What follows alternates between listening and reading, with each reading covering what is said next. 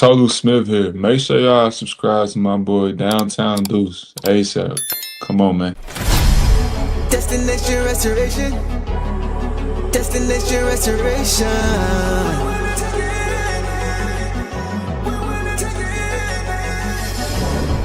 Destination restoration. Destination restoration. It's our time. Can you feel the elevation? We on a mission on vacation. Time to create the separation. Championships and motivation. 313 need no explanation. Miss me with all that conversation. We ready for the confrontation. Counting down to our destination. The final destination. Together all the time together. It's us against the world, it don't get no better. We turned it around, that was the beginning. Coming for the crown, you know we winning. Time to put in the work, I'm about to go berserk. Taking our prisoners, it's my time. Yeah, I know that it hurts. Say break out the church, you don't wanna see me in my prime. The mission is to ring, we're caught in everything. In the city, supporting the dream. Mission new I never seen, we deserve to be king. It's all or nothing, no in between. The clock is ticking and I hope you're listening. Don't touch me cause I'm sizzling.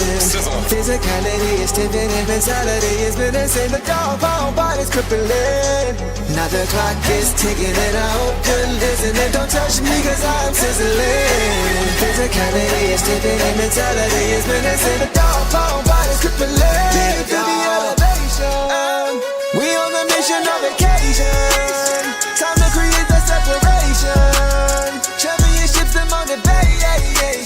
313 need no explanation. Miss me with all that conversation.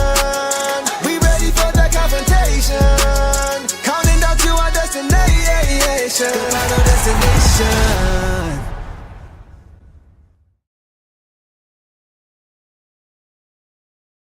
What up, though, everybody? Welcome back to another episode of the Downtown Deuce Show with the boss. Hope everybody is having a good weekend so far. Boss, how you feeling? You having a good weekend out there in Denver? I'm having a good weekend. I just got back to Denver today from Chicago. Got to see some family out there, so I'm a little tired. And it doesn't help when we know that was kind of a game of zero momentum on the Pistons' part. Yeah. But yeah, I had a good weekend, good holiday. Now this back to the new year. How about you? Okay. Same here. I'm a little tired myself. His road trip has been long for everybody, and of course the players first. But if it's been long for us with these late night games and it's throwing the body clock off and things like that, it's got to be hard on these guys as well. They still fought. They still tried. It wasn't even about that. I like the way they finished. I like the way they finished. We're going to get into that lineup more towards the end of the show for sure. Some things we saw. Chat. We see y'all, man. Y'all are in deep per usual. A lot of comments before the show even started. So if there's anything you guys want us to get to without us having to backtrack so far to catch up, make sure you guys hit us with repost of your comment, put it in caps, super chat, whatever you got to do. And we will do the best we can to get to you. But we definitely see you guys for sure. Got to kick it off with my dog. We got some super chats already. My dog, Dominic, coming through, says, sometimes a player just got it.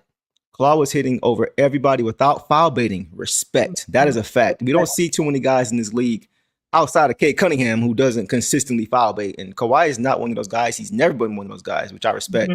Yeah. And Dom says, but JB, we might have had a shot if you pull back LeVert and Duncan's minutes sooner. Need a quick leash when they don't got it. So we'll get to that as well. There were some things that I did see tonight that I did like from JB rotational wise. I think he did a little bit of what you wanted to see, Dom. I think he could have did a little bit more, but I did like what he did do, especially toward the end of his game. So I want to give him some credit. Yeah. Right. Because we're seeing some changes, and I think that's the important piece. But Dom, I do think you're also correct in the fact that we could see a little bit more. So as always, bro, appreciate your insight. You are very observant, and you hit on a lot of good points, man. So I appreciate you as always. One more super chat before we get to your PSA, boss. From Doug, the OG of our community here. Says this one left a mark. Yeah, it definitely did. And it really wasn't, well, I'll save it. But you're right. This one did leave a mark. I think a lot of things we could take away from this one. Some things you just kind of live with one of those nights, right? But there were some things we could take away as well. So as always, Doug, I appreciate you as well, man. Pistons fan of 50 years and still going. So, boss, before we get started, do you want to get to your PSA? Yeah, I mean, Dom and Doug already contributing, but we're still in it with the holidays. Even if the losses, we're going to donate half of our super chats to the Holland Group Foundation, and that will be running through. I think we have 2 more games left in that. So thank you everyone who's contributed so far, because they do great things. It's the foundation run by Ron Holland's family, and yeah, we will get. Sorry, we've just been doing so good with that, and We're doing great. Yeah, really appreciate everybody. And again, if you donate separately, just let us know so we can make sure to include you in the shout out, because you guys definitely deserve it. Yeah, I think we're up to like $275 or close as far as donations already. Yeah. So people like Dom and Doug and Camille and everybody, man, who's contributed to that. We really appreciate all you guys, and we'll be doing a shout out for everybody who contributed come the first of the year when we start the new year. So appreciate you guys. So we'll leave it there and we will get to some initial thoughts. Boss, before I do that, let me just give you guys a quick overview of what happened in this game, and then we'll get to that. Tonight, guys, the Pistons, they lose their second straight game at the hands of the LA Clippers tonight, 99-112, and they fall to 24-8 on the regular season and 2-2 on their 5-game road trip with 1 game remaining. And boss, I will just go ahead and let you tee it off. What did you see? What were some of your initial thoughts in this game tonight? Yeah, I mean, early on, we just kind of didn't get any momentum. We shot ourselves in the foot with some early turnovers. We weren't moving the ball, and they were just hitting offensively. And, when we started this road trip, I wasn't worried about the Clippers. But since we started, the Clippers have gone on their own little win streak. This was their 4th win in a row. Something's clicking with them. But, yeah, like Dom said, like Kawhi, he just could not miss tonight. I thought we actually played pretty decent defense on him. We definitely played really good defense on everybody else to shut them down, but he was just on fire. And then we just could not get it going. Right. On offense. We were just at 24% from threes while they were 41.2%. Yep. I didn't hate, the fact that Cade didn't score in the first half was, unlike him. We just could not get it going on offense. This isn't a game that especially because we still only held them to 112. I'm not going to overreact. I know we're not used to losing this season, especially 2 in a row. But I'm not going to overreact by it. I think it was just kind of a perfect storm of things. I saw a lot of good and a lot of bad, but I didn't see anything. It wasn't, anything drastic. And I actually think that there were some things better than even the Jazz game that we did. I agree with that. I agree. Guys, sometimes good defense is just trumped and outdone by better offense. Right? And that's what happened tonight for sure. The Clippers two-headed monster, man. Kawhi Leonard, James Harden. Tonight I was calling Kawhi Claw B. Bryant. Yeah. Because he just couldn't be stopped, man. His midi, every time he released a shot, it looked like it was going in. Like it was just, he's looking like the Kawhi of old. He's turning back the clock a little bit, looking like that Toronto Raptors version of Kawhi Leonard that was healthy and, peaking and just looking really, really athletic. Like his ball handling, his quick movement, like he was very spry tonight, man. And as a team, they made shots, man. Those 2 guys, they made shots. It's funny because it's like as a team, but it was also like almost all of them. It was. But Batum hit a few early, and then we happened to shut everyone else down. Yeah. Those guys, when they're both on it, it's hard to stop, and that's for their whole career. Right. And it was despite good defense, right? Yeah. And the Pistons, they were throwing a ton of bodies at those 2 guys, Asar, Cade, Tobias, shots. They weren't Javante, Ron. Ron was really the only guy who I think consistently had success guarding both of those guys. But, when you got Harden knocking down 3 balls with Asar all up in his face without falling, and you got Kawhi knocking down fadeaway threes with Jaden in his face, knocking down near logo threes. Like I know. Kawhi, man, he recorded a career high, guys, in the 3rd quarter. And his free throw streak as well. He hit 60 free throws in a row, I think, and then he missed one, maybe 61 or 62. So we saw him not only beat the record, his own record, I think the franchise record too, for most free throws in a row. Yeah. Maybe not record, but since. I think there was like someone in the early 90s had like 58 or something. And he passed that. And we also saw him at record end. And then we kind of saw it restart again. So. Exactly. It's probably going to go for a while, what he's playing right now. Yeah. He's and boss, super well. The Clippers bench scored a total of 5 points. I know. Normally when that happens, you think you're going to win the game. And right? I saw a percentage that they said that it's like the highest or like fourth highest in the NBA. Mhm. That 72.5% of their points come from the starters this season. That's just Mhm. not something that we're used to either. But Right. when they have guys like Harden and Kawhi, there's really very, very few minutes that they were both off the floor. And that's Right. it's like it's kind of like when we talked about it with us, like with our depth, like sometimes, you know, when we're on it and we're hitting it, we don't give other teams a break. Facts. Tonight we did not get a break from the Clippers offense. Yeah, and you could see though the Clippers, they did their homework. Tyronn Lue did their homework on the Pistons. They know They played well. I give them props. they know our calling card is defense to offense. That you could see they were determined to make the Pistons beat them in the half court, and they did that by playing efficient offensively, making the Pistons take the ball out of the hoop routinely so they couldn't get out and run. And that was led by Kawhi and Harden. Kawhi had 25 in the first quarter.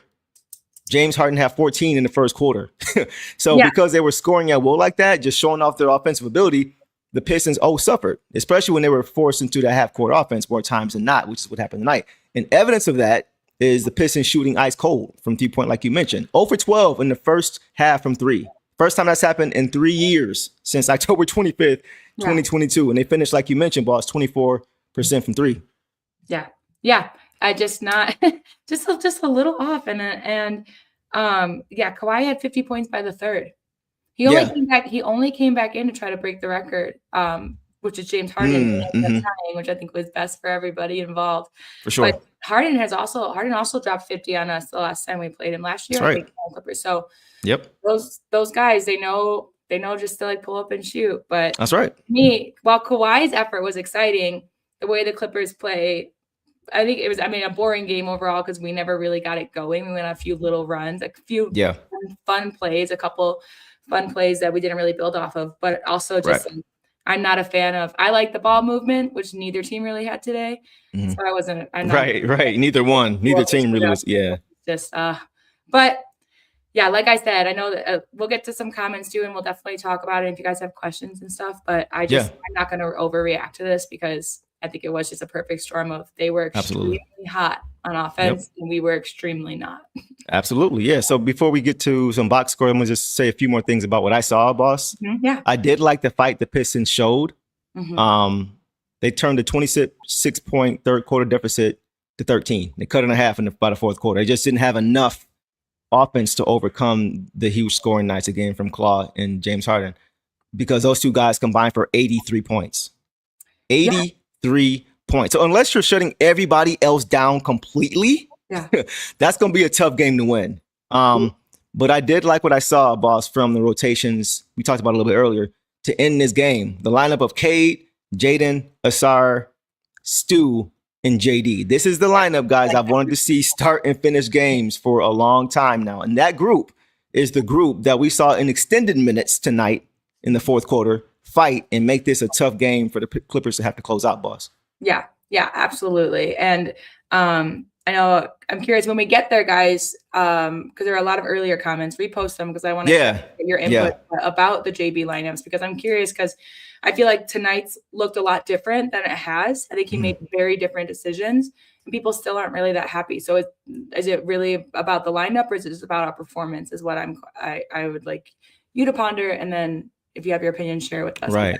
I'm curious what you guys are seeing. And not even just our performance, but I'm a little tired, so I might be missing. I might have it's all good in the game, you know. So. But to your point, though, not even just our performance, but their performance. Once again, like they were knocking down shots, and we couldn't do what we want to do. As far as just getting out, it's just tough. Another night of a team shooting over 96% free throws. Exactly. And what we were coming off of how many assists? 38. 2 back-to-back. Last game, I think, yeah. But then 2 back-to-back games, right. We only had 18 tonight, and not only was that just to show ball movement, but it showed how our shots were not sinking.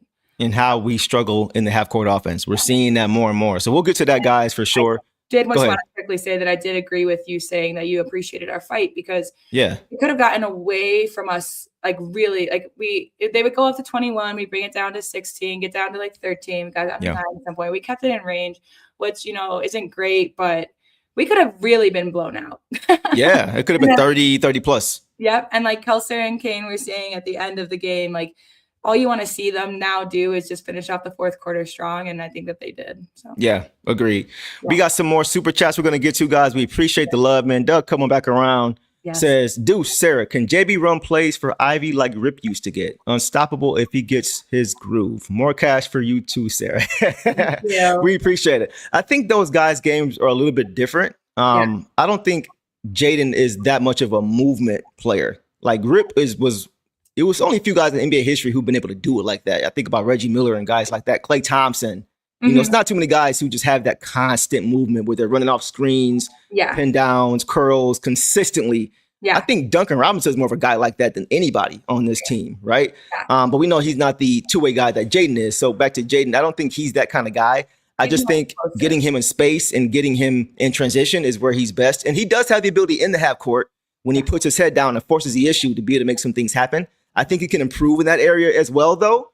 But I do think that's more so his game as far as transition and then just being opportunistic offensively when he has the ball in his hands. What do you think, boss? Absolutely. I think you hit it on the head. I don't think he has the same game as Rip. He's a little bit more explosive. Rip was more just methodical and kind of similar. But if you're talking about just maybe, you know, as our second scorer, which Rip, all of them were kind of our second scorer, but Rip was definitely a reliable one. I do think it's there. Again, I personally think he had a good game tonight. He played his most minutes that we've seen him. Yes. But again, like if you look, like he only shot 2 for 10, which looks bad, but they all look bad. All of them. Yeah. Except for Cade, he shot well in the second half. And he had a bad first half. He made it up for it. So yeah. So I still one of those games. What I saw, they just could not get a bucket. So I do think that he will be. I'm excited to see him play more with Cade. I think we saw some time without Cade tonight because of Cade's early foul trouble. Yes. But I think we would have seen them more together. But I think if he's another consistent scorer, he is going to get there. And the only reason, again, I'm not overreacting tonight is because it wasn't like he was the only one that had a low percentage. Almost everybody did. Yeah, for sure. I agree with you. Let's get to one more super chat and then we will go to some box scores, boss, and we will keep getting to you guys as much as we can. We really appreciate it. Let's go to Philip. Philip says, we need to play consistent threes. We need to knock down consistent threes and play consistent defense. And I agree. I think the defense was there though, Philip. I'm not going to lie to you. It was just when you got it rolling like that, like they were making some tough shots, man. Kawhi was hitting tough shots.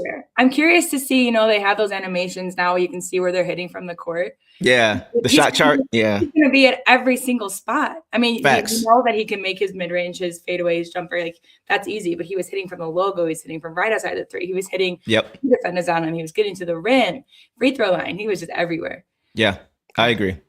Another one just came in, so let's get to it really quick, boss, before I forget. DMG326 says, 2 injury-prone guys killed us in back-to-back games. Give respect where it's due. Cade drawing 5 Clippers to the paint speaks to how much teams respect other guys. Low-key getting concerned.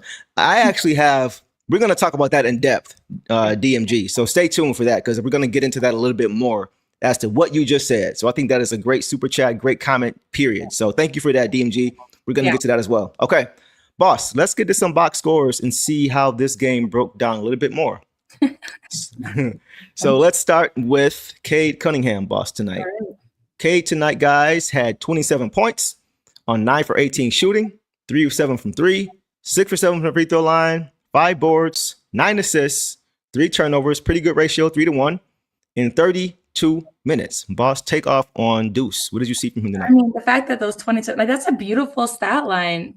But the fact that it's, the 27 points came in one half is just crazy. Yeah. And again, it was because he got into early foul trouble. And then again, just couldn't find the bucket. We were trying to get the momentum going with threes as well. So he shot a few early threes, and eventually he did hit 2 in a row. And then Duncan hit 1. Like I was like, oh, we're getting back into it. And then of course, very short-lived for them. Yeah. But that's really all the notes I have from him. It's just the 2 threes in a row were his first baskets of the game.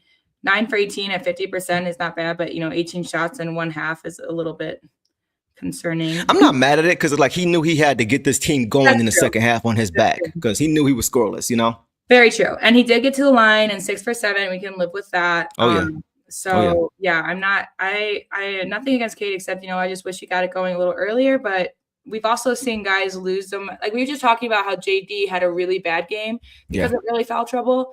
and he just couldn't get that momentum back. So at least Cade was able to get that back, and that is something we see from him. But Right. it was looking a little scary there. Like I was like, I haven't seen Cade, score less than 10 points in a long time. Yeah. These once again, like these games happen. Like we talked about how these games happen as far as guys going crazy on the other side. There are games when our guys don't play well in certain halves. You know what I'm like? This would have been much more disappointing if he didn't.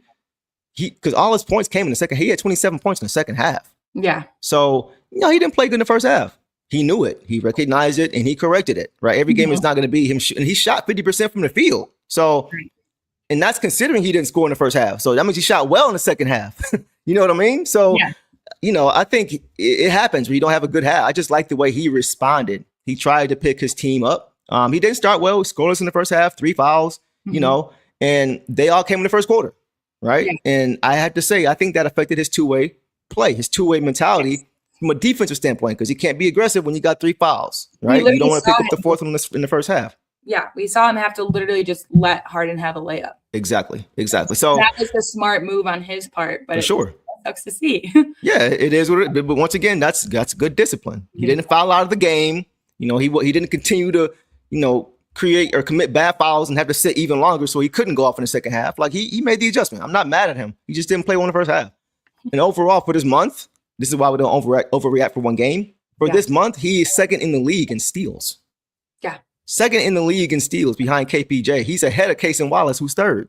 That's the guy who is the offensive hub of our offense. Yeah. That's doing this. So come on, you know what I mean? So we didn't see that continue tonight, obviously, like you mentioned, boss, because he couldn't be as aggressive.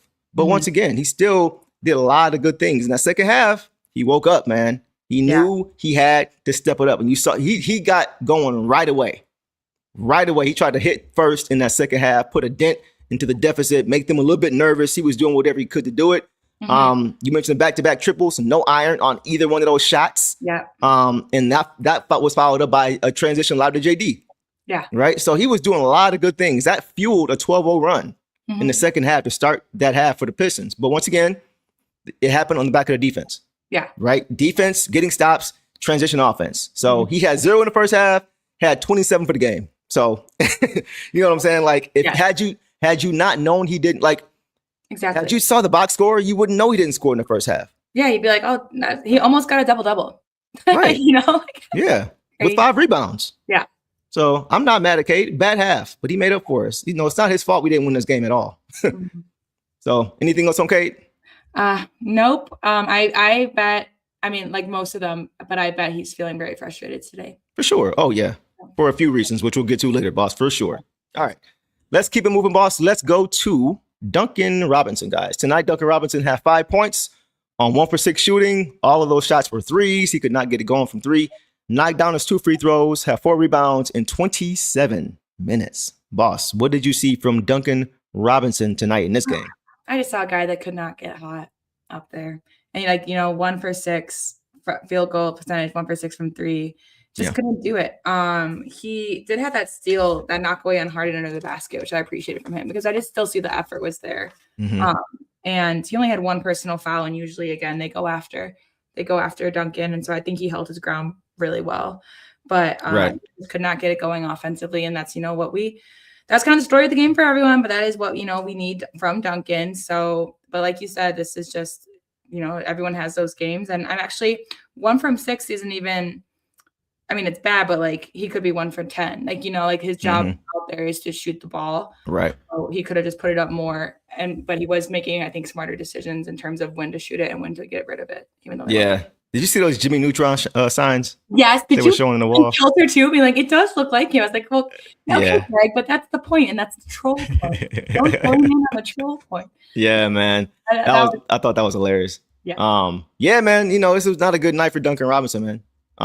We said it before, he tries defensively. He has games where he plays better. I thought he started off playing this game pretty solid defensively. He did some good things defensively.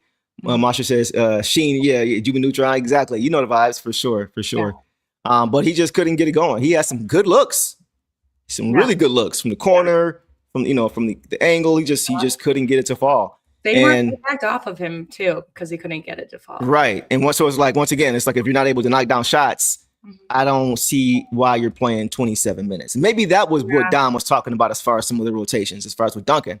Yeah, That's a lot of minutes, you know? Yeah, I agree. But because I mean, that's someone that's when me and you have talked about it. That's when I would have liked to see Danis more. Because if we're stuck in this 16 point, that's like the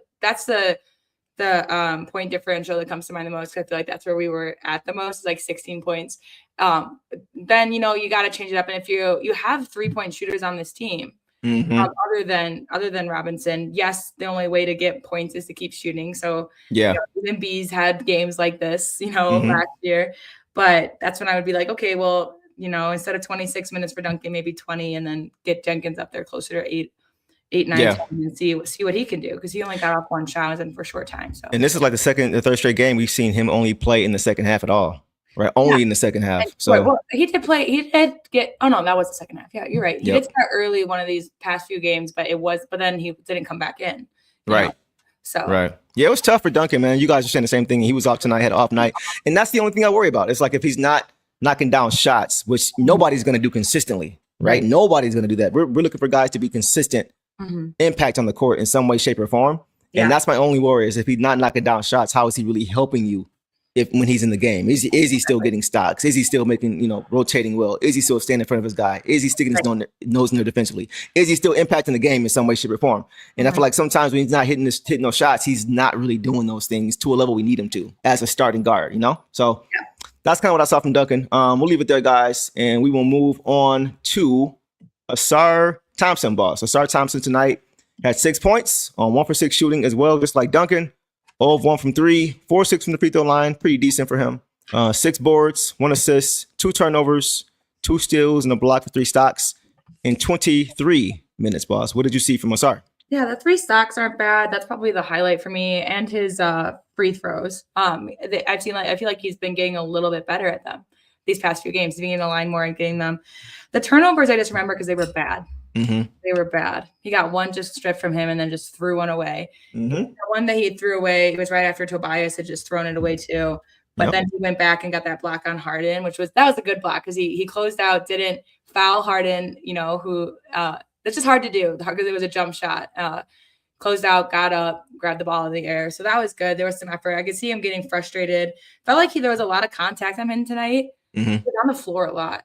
So I think he was just getting angry because something either his equilibrium was off and he just couldn't find his footing tonight, or there was contact that he thought they should have gotten foul called for or whatever. But I appreciate the stocks from him and the rebounds. He was at the board when he could. He had other than JD had the most rebounds for us tonight. But we just couldn't get anything. He's best on transition too, and we really didn't have any transition plays. So exactly didn't look his best tonight, but no one did. So. Yeah, I mean, I think when we're not able to get out and run, he and maybe Duncan are affected the most, but maybe even him just because of how athletic he is. Because they were knocking down shots early in all game. They were knocking down shots, but once again, it forced the Pistons into a half court offense. And when that happened, we once again found Asar. And Asar found himself with the ball in his hands, trying to create off the dribble. I've said this before, boss. Like I don't want to see him with the ball in his hands in the half court, trying to initiate offense, trying to take his guy off the dribble. That's not where he's best. And once again, we saw him. We want to see him catching and finishing, not catching and initiating. Right? I sound like a broken record, but we see him once again, like you mentioned, he lost the ball again tonight. Like when he catches the ball with 7 seconds in the shot clock, which is hard for anybody, but he's not a guy who can just bail you out and get a bucket. Right? He's more times than not, he's going to make a bad decision or lose the ball or get it stripped, and it's not going to turn out well. So I think when we're not getting out and running, it affects maybe even him more than anybody else in the starting lineup because there's not a lot of actions that they run in the half court for him to really benefit. He's just more of a guy at right now, his peak. He's best getting out and moving without the basketball, catching and finishing. So I think that's something the Pistons need to keep an eye on for sure, because if they're not running, it's hard for him to be effective offensively. Yeah, and I definitely agree with that. And it just kind of makes me think of even, when he was getting, trying to get fast and build momentum and be quicker out there. Yeah. That's when the contact kind of happened. He's kind of like a ping pong ball because it didn't match. It didn't match the vibe of the game. It didn't match the flow of the game.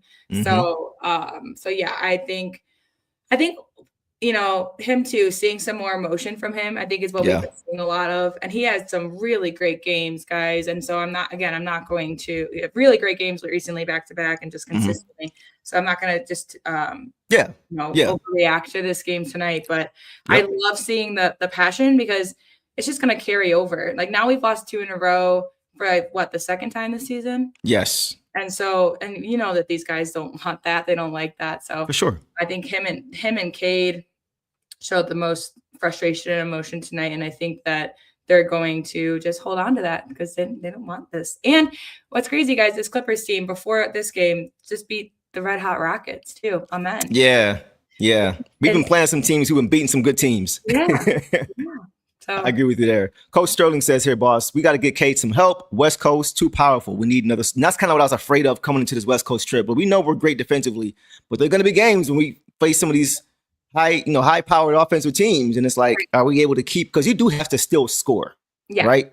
Even if it is off of your defense. But you got to score points. But when you're not able to get going and do what you want to do against a high-scoring team, that's when it gets hard because it means you're not getting stops. And tonight it wasn't a high scoring team. And I have to remember, the West is tough, but they just won their 10th game. The Clippers are on a 4. Things are starting to click for them. I'm not saying that they're bad or anything, but that compared to us and ours, our record, they're a little lower. And again, they were just clicking tonight. And it was just mostly Kawhi because we still held them to 112.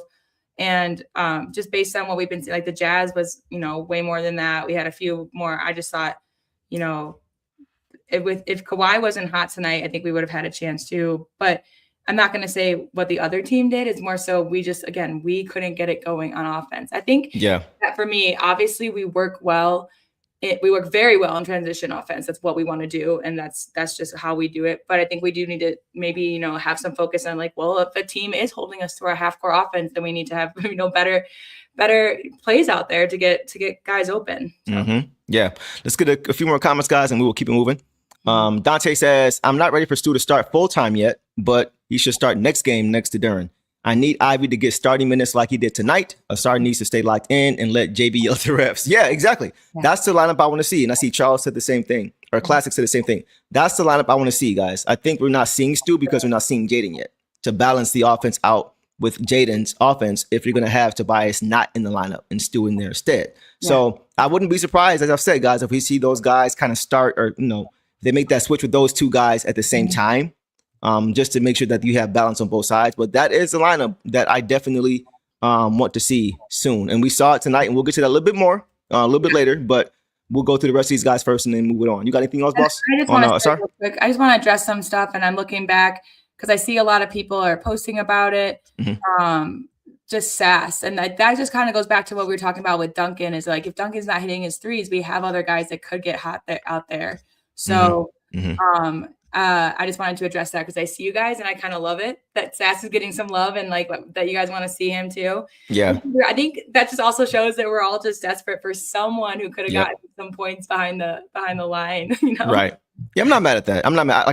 I understand the thought process as far as just having him come in and be a bucket getter. But I just know that Trajan Langdon, he said it over and over again. He likes optionality and flexibility with his lineups. He likes guys that can guard multiple spots. Yeah. Right. He likes guys who are big. Right. And it's not Stasser's fault, but he's 6'1", 6'2", so he can't guard most shooting guards, even some point guard. He's just not big enough. So what do you do when he gets caught on switches? Well, I mean, you know what I'm saying? Yeah, so that's the kind of thing that I worry about. I personally think he could have done well tonight on guys like Harden because he is just a little pesky. I think he does a good job. Small, boss. That's fine. That's fair, but I'm not going to make a judgment until I see it. Okay. But I think again, the defense wasn't really what was lacking tonight. It was offense. So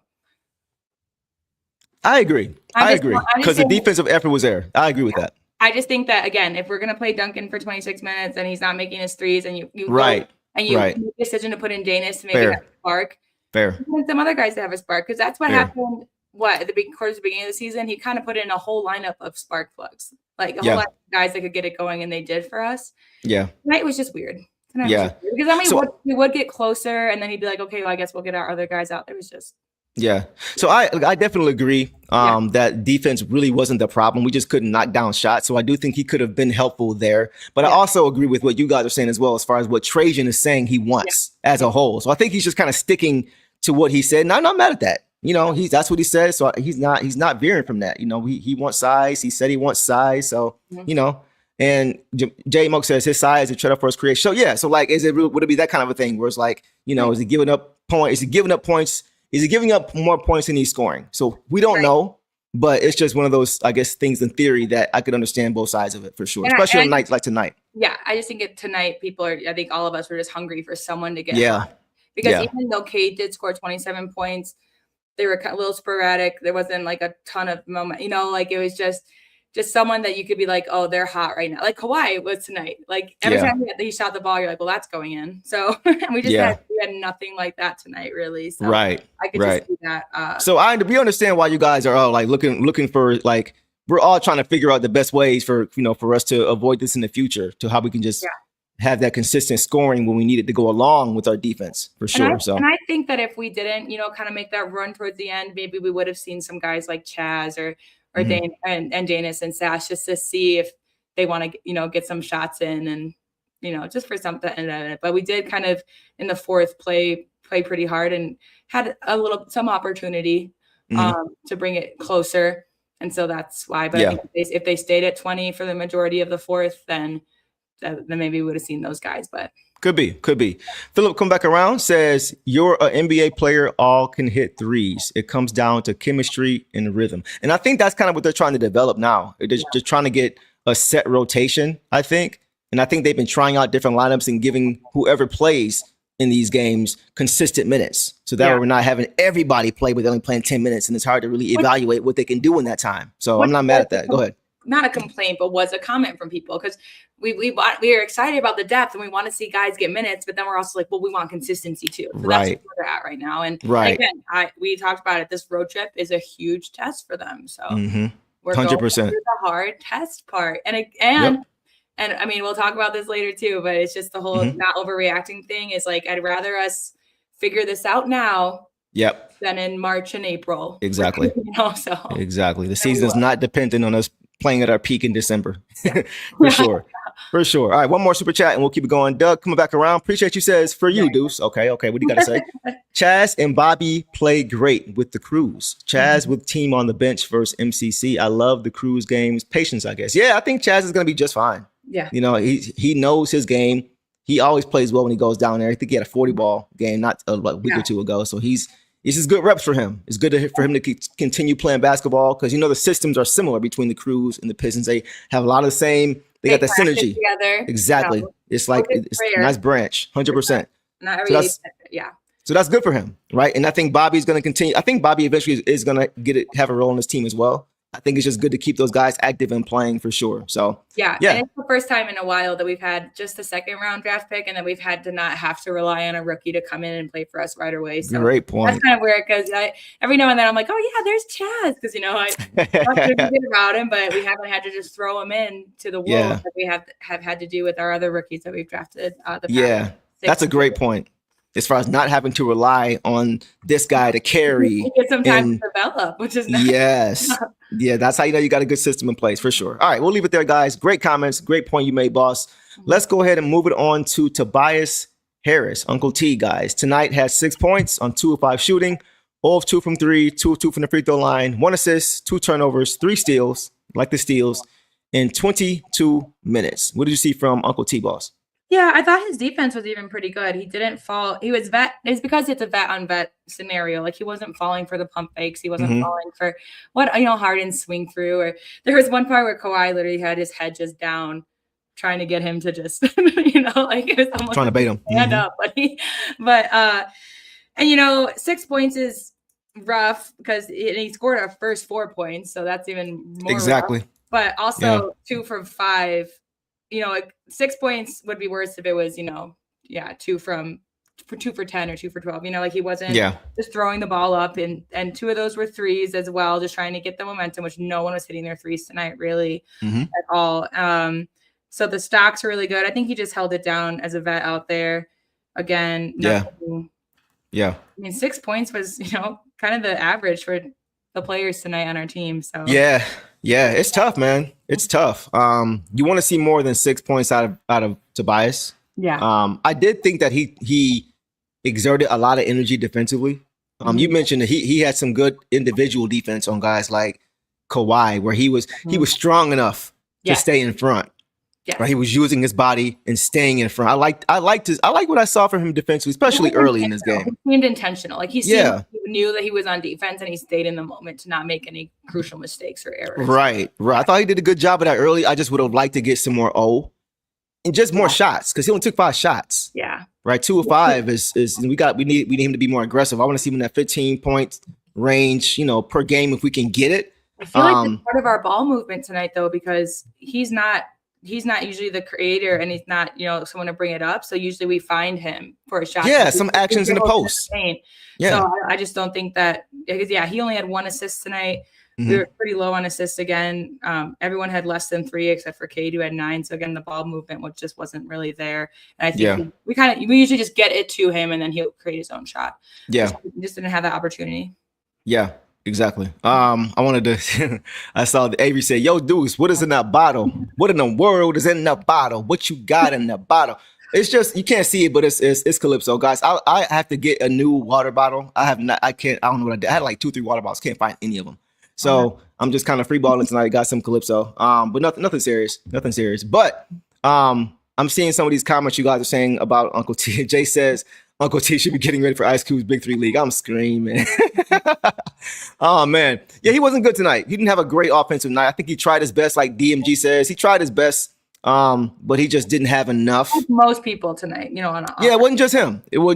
But, he was just one of those guys who just really didn't give us on a night when we really could have used it like some other guys for sure. So, yeah. We'll leave it there on Tobias. We're not going to get into him making a ton of money and all that stuff. We already know. We know. 25 minimum was crazy, though. Usually are very reliable. He's been very reliable lately to get at least 12 to 15 points. So he has been. Again, he has been all off with that. Just like Duncan's reliable to usually get at least three threes. Yeah. So. For sure. But just like with Duncan, we say the same thing about all these guys. If you're not doing it on one end, you got to at least try to be impactful on the other end. I thought Tobias did do some good things defensively. So I'm going to give him that. I still want to see more, but I got to call it both ways. So I'll give him that much. All right.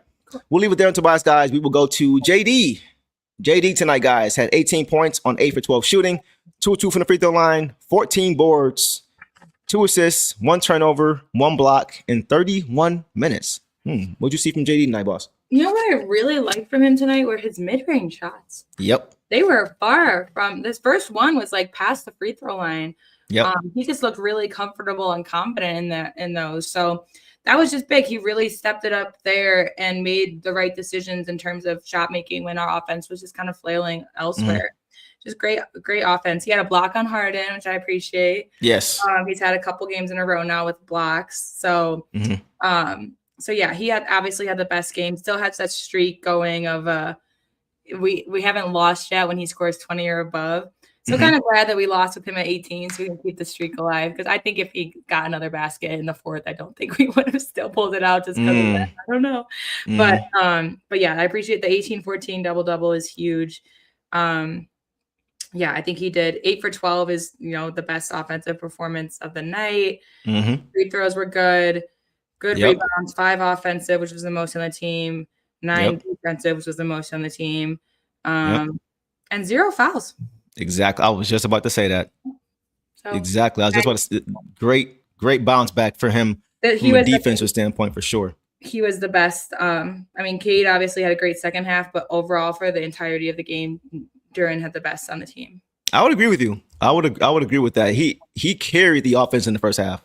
Yeah, he was 8 points in a row too, like second quarter. Yeah, whatever. Yeah, there was a point I think we had 32 and he had like 17 of our points, like in the first half. He was just literally like scoring half of our points in the first half, and he did a really good job on the boards too. He's been really consistent on the glass as far as his fight. Right, the 14 is good, of course. That's a grown man number. Yeah. But he's fighting for everything, man. He's getting grabbed and held, and people are jumping on his back like he's wearing a backpack. Yeah. Like it's crazy, but he's still in there fighting, tapping the ball out for extra possessions, just doing all the little things, man. Like I got to give him credit for his effort on the offensive and defensive glass because he's locked in to that painted area. The way we always say Stu was locked into making that his home, we're seeing JD try to do that more and more as far as just cleaning the glass. He's definitely picking it up. And I agree. Like there's a lot of, elbows to the back of the head. Oh my gosh. Always there, it just hit. So I appreciate that from him tonight. And there were a few times that he, had to grab the ball and hold on to it. And that's just what I needed from him. After, he can get a little bit loose sometimes with the ball in his hands under the rim, and tonight he made up for it. So yeah, he showed off with that bag, that midi. I think we're gonna see more and more of that as he continues to grow into that, get more comfortable. He's shown the ability to be able to show some range. He had a couple shots that were ill-advised, like one from the corner wasn't a good shot where he didn't even catch glass. I think he caught a little didn't catch rim, caught a little backboard. He was trying to play it off like this. Like that ain't get tipped, bro. You know it's a bad shot.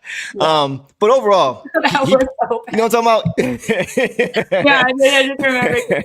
I think they ended up calling it like out of bounds after a second, right? Yes. Yeah. Still just But he was good overall. I'm gonna get to this super chat. Doug coming back again. My guy says, "Do you think losing justifies these stupid trade rumors?" I don't. Not yet. These trade rumors are going on when we're winning. Yeah. So, and again, guys, I understand tonight was super frustrating. We do tonight. We've talked about it. We do need a consistent second two scorer. Mm-hmm. It feels like we're just dragging this on. But guys, we're still number one in the East.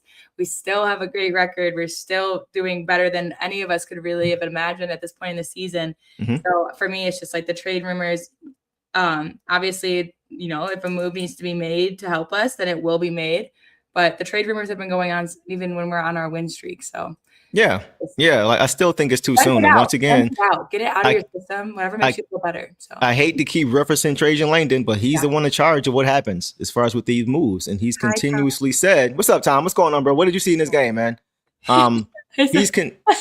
Only man who could stop Kawhi tonight was Pablo Torre. I'm dead. Wow, that's hilarious, man. What did you see from tonight, though, Pam? Let us know. Like, let something drop. Get some gossip in here. Let's talk. Let's get them banned for the second half. Right. Wasn't even banned for the second half. Man, that was wild. But I think it's way too soon for these trade rumors. That's not to say that a trade won't eventually happen. Yeah. But we can't be knee jerk after 1 or 2 games. I do think we need some more scoring and things like that, like we've talked about. Mm-hmm. But Trajan Langdon, again, has continued to say he wants to give these guys time to play together to see exactly what they need. Not to see if they need anything, because they may need something, but to see exactly what they need and who they need. Like what guy, based off of what these guys have shown, strengths and weaknesses, what guy can come in and fill most of those gaps. Right. The only way you're going to know that is if you see these guys play enough games in order to know that. Mm-hmm. So he's not going to make a move in December. He's just not going to do it. Yeah. And we don't want to make a rushed move, guys, because, again, this was an evaluation year, like you said. Mm-hmm. But I get it. It's frustrating. We've been kind of spoiled. We've been kind of spoiled with the momentum of the team this year. What happened last year after only winning 14 games and then ended up being 45. Mm-hmm. We're excited. And you guys being so excited and so passionate about, what can we fix? That's huge. And vent it all out and everything. But for sure, all of these guys are obviously very talented players, and we're still kind of figuring it out. And tonight, again, was just kind of one of those games. Like the Jazz game had its issues, but tonight, like I said, I think we played I think we played better in terms of defense and perimeter defense, but we just could not make the shots. Right. Especially early. I told Deuce, like we were shooting a lot of threes, and if even some of those went down, the lead wouldn't have been above 10. We'd been but we just Eric was saying that too. Yeah, we talked about that. Not get it going. So. Yep. 100%. Tom comes back, says, "I don't have too many complaints from this game. Really bad shooting night, plus career night from a top 10 player in the league. But we could use some more." I agree with all that, Tom. I agree with all that. It's just one game.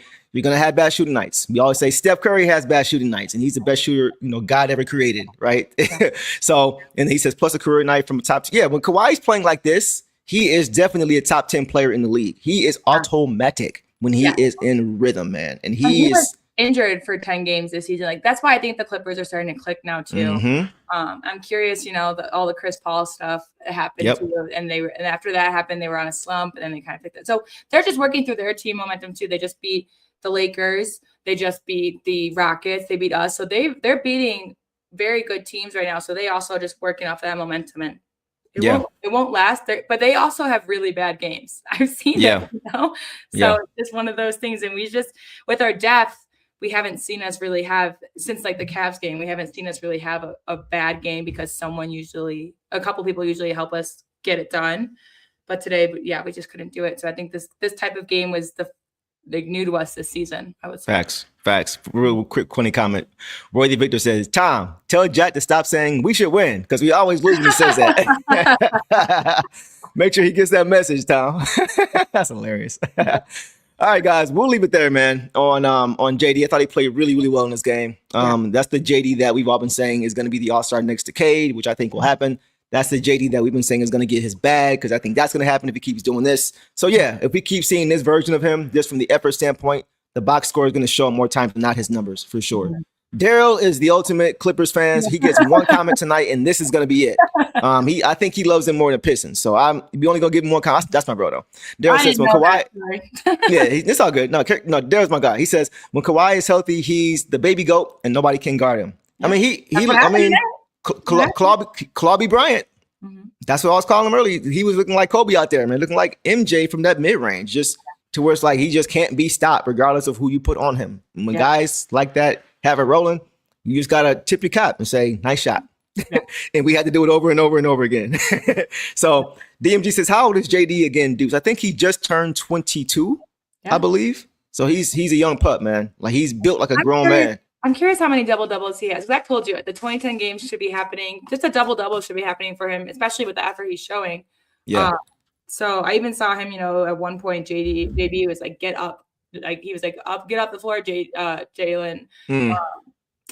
And he did. He hustled after that. I think he was a little slow, but then just needs to be reminded, like, you gotta do both ways. And I just saw that from him tonight. So Agreed. So we'll leave it there, guys, on the starters. We will get into some of our bench guys. So, guys, let's start with Karis LeVert. Let's start with Karis and see what happened with him in this game tonight, guys. Tonight, Karis LeVert had 4 points on 1 for 3 overall, 0 of 2 from 3, 2 of 2 from the free throw line, 1 rebound, 1 turnover, 1 steal in 13 minutes, boss. Interesting. Yeah. Take off on Karis. I think, Karis definitely isn't to blame tonight.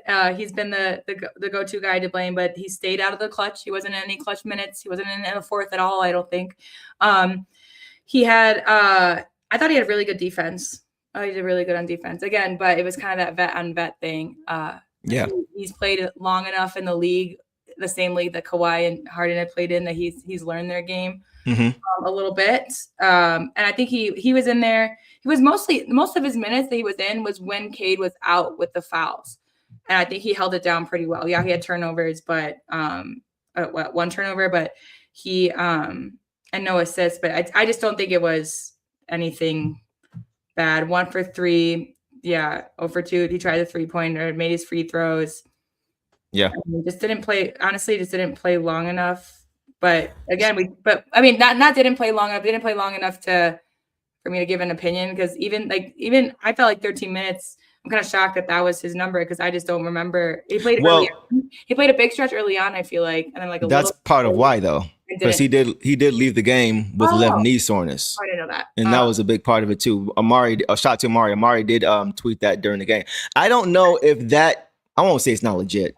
I don't know if that would he have played 13 minutes if he didn't have a sore knee, is my question. Because I was actually happy to see other guys get chances to play more. We've talked about in the past how, he hasn't been great when he's gotten like 25 plus minutes, and we like to see other guys who we'll get to later.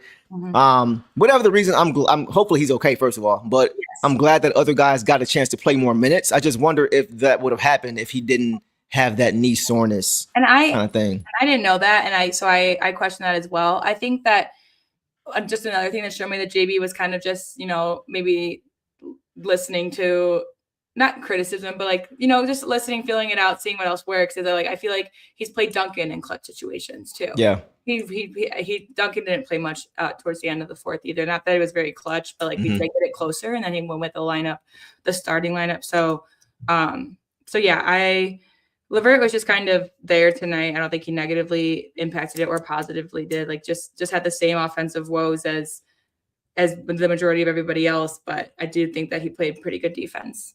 His skill was really nice too. So Michael says Karras will be 15-20 once Ivy plays 30. I think that is realistic. 15. I think that'll be the gradual, off the clutch and on the gas for my people who drive the stick, that gradual shift. Yeah. I think we'll see more of that kind of thing. So yeah, I'm looking for that for sure. For me, when it came to Karras, hopefully he's okay, like I mentioned. But we talked about last episode, boss, when Eric was here. We talked about how we didn't see much of like guys like Jaden play a lot. After he had played a good game, he played 14 minutes, and we were.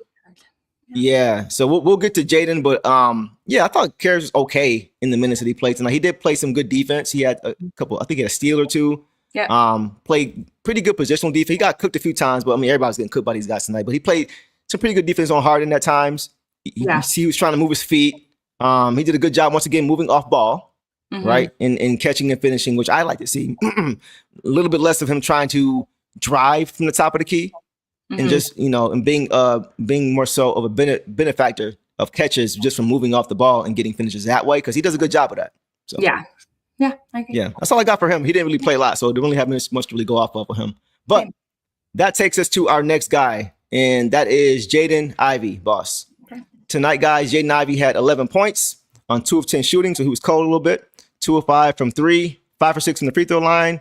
3 rebounds, 3 assists, 1 steal in 29 minutes, which is, I think, by far a season high, boss. Yeah. So take off on J.I. What did you see from J.I. tonight? I mean, I was a little shocked by the 2 of 10, but, overall not shocked because no one's shots were falling. Yeah.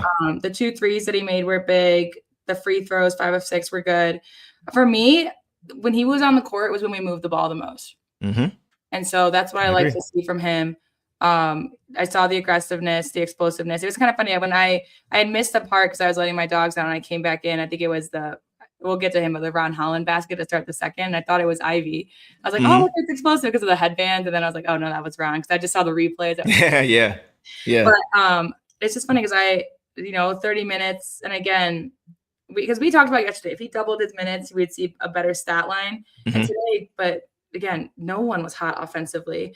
But I just appreciated the ball movement on the floor when he was on there, and he was a big part of it. Again, 3 assists and everything, but also just because he wasn't necessarily the play creator. I didn't see him bring it up a lot. I just saw him move around on the screens and try to just get the ball to other people. So I thought he was pretty good tonight, man. He didn't shoot the ball well, but like we've said 2 or 3 times already, if you don't have it going on one end, how are you doing on the other end? Or how are you contributing, even offensively, if you're not able to score, right? Just how are you still impacting if you're not knocking down shots? Right. The 2 for 10 surprised me as well because I felt like he was still impactful enough to be a positive. Right. He closed the game. Yeah. Right. He closed the game. Maybe that was in part due, because of Karras not being available, which I hope it wasn't the only reason. But I thought it was nice to see him close the game. Offensively, I thought he made good decisions with the ball. He wasn't always just looking to score. There were times where he was looking to get other guys involved once he got into the teeth of defense. He may have had a shot at the rim with a big there, but he pull it out or he make a right, pass to open guy, like just playing team ball. Playing team ball. Exactly. I think he didn't have a turnover again. I don't think tonight. Let me see. No turnovers again, guys. He's been very low with his turnovers. Very low with his turnovers, boss. Yeah, and like someone mentioned, it's lost 2 assists on Bunnies. That's kind of the story of the game. I think our assists were so low. I mean, we got 20 assists less than the last 2 games. But again, he kept passing. Like the ball movement was good. So screaming attack, he kept passing. So both. Like and going 2 for 10. I think he was just trying to make the right decisions later on too. Of like, again, the ball wasn't really working for him. I think he just did a good job. He took the shots. The shots that he took, he looked comfortable taking. They weren't going in. And then to have 3 assists was other again, Cade and who had 4. Yeah. So like I thought he did a good, even when there were times when he was most assists in the game next to Cade. and he was aggressive at times getting to the hoop. Even when he wasn't knocking shots down, he was just pulling the defense in and allowing guys like Stu and JD to get putbacks and stuff like that. Things we hate to see from our guys not do as far as helping the helper. He was J.I. was able to do that, just kind of get into the paint and get other guys shots. Even if he wasn't knocking down the shot, he was drawing another guy. Help side defense, if it's not there, it's an easy putback. And then defensively, I thought he was really good too. Despite them knocking down tough shots, like he was playing pretty good defense on Harden and Kawhi. He can play either guy. He's big and strong enough to play against either guy. And that's that optionality that Trajan Langdon wants, having guys who can guard multiple guys, right? So I think that's why he's so important as well. But his rotations too, defensively. When they would come and double Kawhi, here he comes streaking to get a steal. Like he's just making plays on both sides of the ball. So I thought that was good as well. Drew an offensive foul on a screen. You're only going to get that if you're fighting hard. Yes. Right? Because if you're staying attached to the guy, sometimes a screener tries to give you a little bit more room, and that's what causes the offensive foul. Yeah. It's not going to happen if you're not staying attached. Yeah. Right? So that was big too. Again, most minutes of the season by far. I mean, he played 21 in the Bucks game like over a month ago. Yeah. And so other than that, he's been playing closer to 14 to 18. So now he played almost, 29 tonight, and he looked good the whole time. So that's a positive we can take, is that he was in form enough to still play, energetically for almost 30 minutes. Because exactly. That's what he will, hopefully this like opens the door now for him to play more and again start soon. Mm-hmm. Now, hear me out, guys. Hear me out about J.I. Y'all know that's my dog. Yeah. And I love how he has bought into the team's style of play, right? Defense first, playing physical, going all out on that end, and then offensively playing with movement, moving without the ball, just unselfish basketball. I love that. Yeah. However, I need Jaden to be more aggressive. Offensively, I need him to be more aggressive. Take a look at this picture here, guys. Somebody sent me this on Twitter. Shout out to Mikey X Davis. He said, in my opinion, this speaks to how teams feel about Cade's teammates. We're not beating the Knicks may seem like an overreaction, but ever since those wins with blown leads, I felt differently about this team. I focus more so on this graphic, guys. Mm-hmm. Look how many bodies in red jerseys are around Cade. That shows the lack of respect that other teams defensively have for our other starters. Yeah. And I say that because there were times when I was watching J.I. when it looked like he just wasn't looking to score. He was just looking to move the ball and facilitate. There was one play where he was kind of deferring to Asar in the half court at time. And I'm like, bro, I need you to go. Like, I feel more comfortable with you being the guy to make a play in the half court as opposed to Asar because of your ability to handle the ball, knock down shots. So I would like to see him do that more. Just be more aggressive. I need him to be a little bit more aggressive so that way we don't have things like this happening more often, right? To where everybody is just focused on Cade. We know J.I. has the ability to take focus off of him. He just needs to be more aggressive and be who he is more. And you can see though, he doesn't want to hurt the team with bad decisions. And that's why he's deferring, I think, so much. Mm-hmm. But we just need him to be more aggressive, looking for his own offense. So he just got to strike that balance. I think it seems to me like he's kind of overcompensating a little bit with the unselfishness.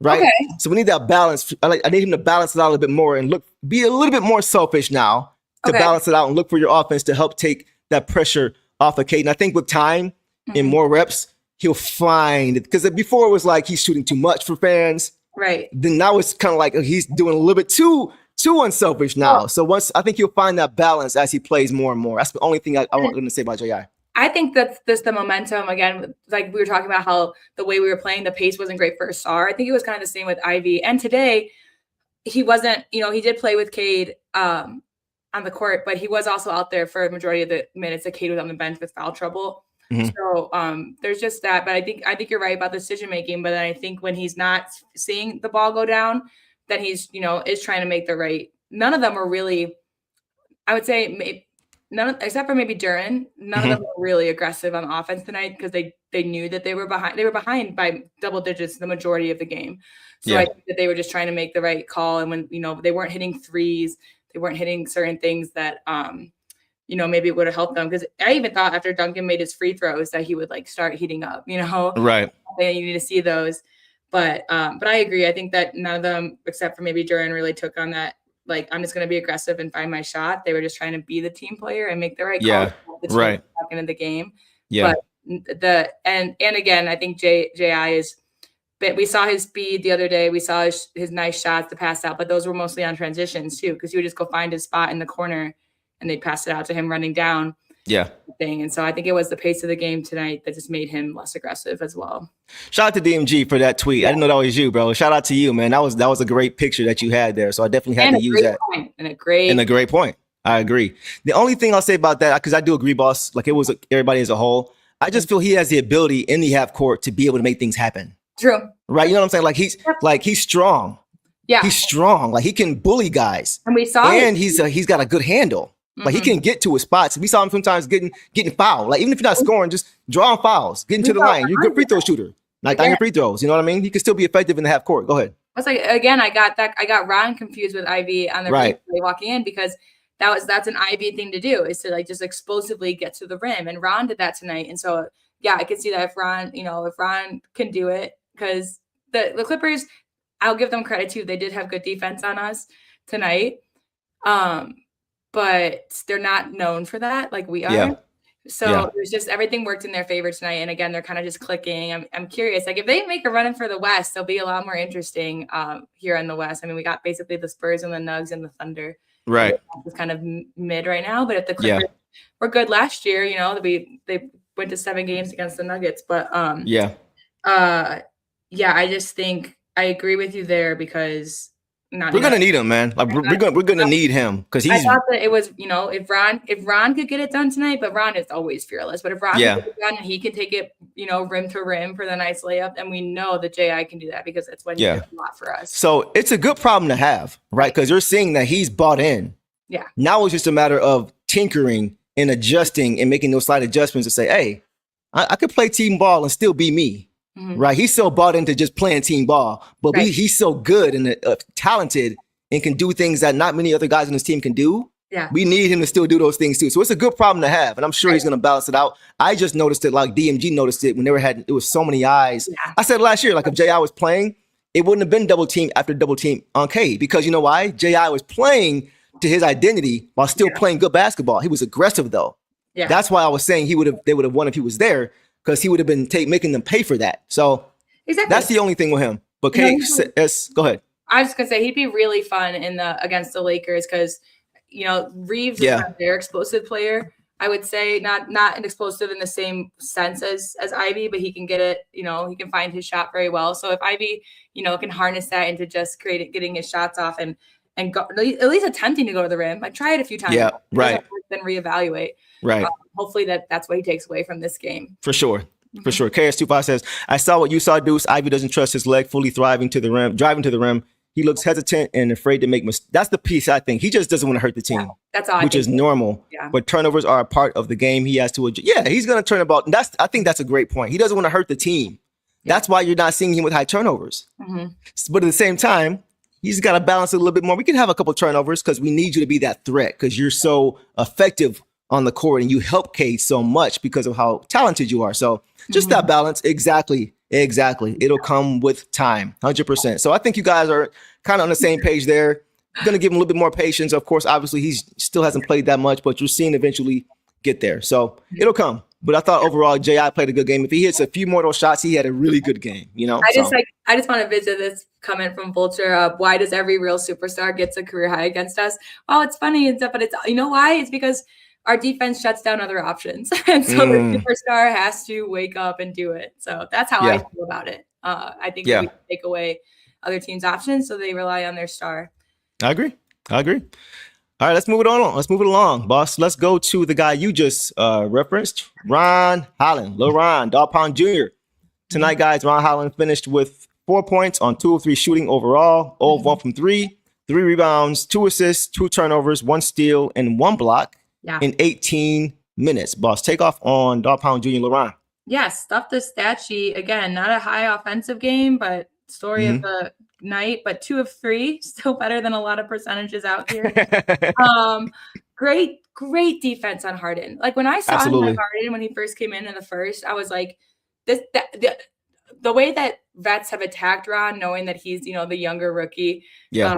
I was a little bit worried, but he had the great defense that forced a bad shot on Harden. And Harden kept it ISO the whole time and missed the shot. And then on the next possession, he stole it from Harden. Yes, back-to-back possessions. And so it's like Took on a challenge, man. Just does that. He's like, again, we know this about him. We say it every game. He just plays the same way every game. He's fearless, and he's gonna play you hard. And if he gets called for the foul, so be it. He's gonna know that he did all he could do. Mhm. But then he opened the second with that going all the way to the rim, which was really nice. Yep. He had that really. This is the second game in a row where he's had a really nice bounce pass inside of someone Saw cutting. that. And he had a really nice one to Stu with that slam. And I heard Johnny Kane call it a thunder dunk, which is a Blaha term. Tomahawk. But, yeah, thunder dunk. And then in the fourth, again, he stole it again. And then he scored over Harden and Lopez. Like, tough to do. Tough to do. 100%. So I actually just, again, really appreciate his energy. Stacks, the stat sheet is just, hit every category basically. But only got 3 shots, but 2 of 3 for 4 points. Just didn't get it offensively, but just huge on defense. I think he's someone that I would have, like we talked about Duncan having, not making shots in 26 minutes. Ron was at 18. So, take 3 more away from Duncan to give 3 more to Ron just for some momentum. But he did what he was him to do. Yeah. I think he's also going to be fun to play when we play the Lakers. I think he's going to be really fun because he's not afraid of he's not. He wants that. Harden and Kawhi. He's not going to be afraid to guard Luka and LeBron. He wants it. Yeah, 100%. Let's get to some comments here, guys. You guys are showing mad love tonight. Doug says, even after a loss, this show is so great. Thanks, Deuce and Sarah. Appreciate that, man. Y'all showing love tonight, man. Vulture says, I love this show. Thank you, man. Appreciate that as well. And then Charles also says, I love this. We appreciate, man. We love y'all. We got love for y'all, man. Y'all know we're going to show it right back to y'all. So we appreciate y'all, man, for sure. We come in just as bummed as you guys, We We just try to keep it in perspective. Let's all talk through it. It's like a therapy session. Like, let's all talk through it. Yeah. We're going to jump to any conclusions. Let's just for sure. So as far as what I saw, I thought he was one of the best players in the court tonight. Yes. I call him the ultimate box score deceiver. And tonight was another reason why. 4 points, but it felt like he was responsible for about 13 to 15 because of how many plays he made, whether it was making the right pass, creating stocks, getting out in transition, doing what we want to do best. That's the thing. Like, we were stuck in the mud offensively because we just couldn't get stops, right? And we had to play in the half court until Ron came in the game, until Stu came in the game. Even when Karras was playing, when he came in the game, he contributed to that. But those guys, led by Ron and Stu, they got stops. They created turnovers and they got out in transition, which is what we want to do. Ron is the perfect player for what we want to do. He came in right away and got stops, like you mentioned. Go ahead. I was gonna say, was he our only one that stole it and got it? I think we had one more. I think it was Cade. Yeah, Cade. That stole it and got it to the rim fast. Again, we didn't have many fast points or anything. Yeah, he's great at that. He's one of those guys who can get steals and then not have to outlet. He can board and push. Like, it's funny because we say, the pace tonight for the Clippers disrupted a SARS play. It didn't disrupt Ron. It's just I'm still gonna turn it on. Right. Get it going. Right. So yeah. Yeah, I just love how he plays, man. It's automatic. Like, he's gonna do the same things every game. You can rely on him to play his role and to make an impact on the game. He does a great job of that, man. Like, once again, man, the transition offense off of the defense, not only was he getting to the rim and finishing, which he's very good at, he got a crazy finishing bag. Like, his acrobatic finishes in traffic is crazy. But he was also dishing. He was diamond and dishing the ball, making great passes, like you mentioned, boss. And like I mentioned, his game just fits exactly who we are. That's why I think certain guys, you don't want to let them go. Yeah. He's one of those guys that fits this team to a T. He's a culture guy. He plays physical defense. He turns it into offense. He moves the basketball. He moves himself. He's got a dog mentality. That's Ron Holland. And that's why he always plays well whenever he does. Go ahead, boss. It's his second year, and, he had a little bit of the sophomore slump. We talked about it. And it was just more of he couldn't find a rhythm. And now, I think he's pretty set in a rhythm on defense. And then the offense comes with it. It wasn't coming tonight again for anyone, like we mentioned. But, I feel like he's getting even just smarter. Because again, how many I want to see a couple personal fouls tonight, but again, made some really. I think he was the best defender on Harden. And that's crazy. Yes, that's crazy to say. There were a few times, boss, where it looked like he was. Ron has got very good reflexes. He's got great reflexes. There was a few times where he'd have his hand out, and I'd be like, I'd be like, pull it back, Ron, pull it, because you know he's gonna try to bait, and he would try, and Ron would just pull up. Like he's got great reflexes, and he knows James's game, he knows Harden's game, right? So he knows he's gonna try to bait him. He did a good job of balancing it, like of just being disruptive with his hands, but not letting him draw fouls on him, and then just still moving his feet, putting his hand behind his back, and playing good defense. Like he has the ability to be a very good defender, man. Yeah. He's already shown it, but just the way he plays physical, and he's learned. We've seen times in the past where he will play good defense, but be a little bit too physical, and he get a ticky-tack foul. Yes. Right? He's learning how to balance, how to toe that line. Like with more experience, he's getting better and better.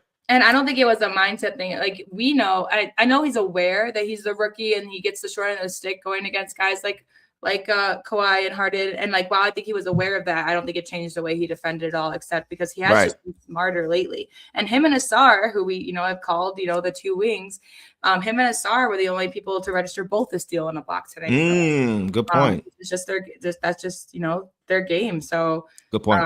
Appreciated that. And I just think, he's nice and warm for LA. So. Oh yeah. Yeah. He's ready to go. He's ready to go. Sorry, the Clippers. Lakers, for sure. So we'll leave it there on Ron. Good game from him, man. Impact player, as always, regardless of the box score. Yeah. All right, let's move on, guys. Let's go to Savage Woo. Javonte Green, guys, had 7 points tonight on 3 of 4 shooting overall. 1 of 2 from 3 boards in 13 minutes, boss. Take off. Someone mentioned it way earlier, but he was the big reason for that little comeback in the fourth. He was part of it, too. Defense. Gotta mention it. 3 for 4 is huge. And he missed his one shot and didn't take a lot of shots till the fourth, and they were kind of, sinking down. And I think he played, again, no fouls. He didn't play a ton of minutes, but 13 is respectable. It's more than Karras, So tonight, but he, the 3 rebounds in that time. Another one. This is a great defender. Just always is, when you notice him or you don't notice him, it's because he's in the right spot. And just moved around really well on the perimeter. So I liked what I saw from him tonight. And 7 points, that's nothing to scoff at. That's our fourth leading scorer tonight. So. Crazy, right? That's crazy, man. Yeah, it's just one of those nights, man. But yeah, those things happen on road trips, though. It takes a lot of mental and physical stamina to stay locked in. Not saying that's an excuse, because these guys are professionals and that's what they're paid to do. Yeah. But they're still human, man. They're still gonna have bad games. Yeah, it's gonna happen. Right. Yeah. It's a lot that happens on these road trips. So yeah, I thought he played pretty solid. I thought he ran the floor well. Had some nice finishes in the paint. He moved without the ball pretty well. And guys, fun fact, for the month of December as well, we mentioned Cade for December. Also Javonte Green is 4th in steals in the league this month. So Cade is 2nd. Javonte is 4th. And he's doing it in non-starter minutes, boss. Very low minutes. Like less than, not even non-starter, but like third string almost, like less than 18 minutes. Right. Right. So another guy that when he comes into the game like Ron just makes that impact. So yeah, I have nothing bad to say about him. Not down a big 3 to help us try to get back into it, right? Just hitting timely shots. So I thought that was good as well. So yeah, I thought it was a solid game from Savage Woo. Same. All right. Let's go to our last 2 guys. They didn't play a lot, but we'll get to them anyway. Paul Reed, right?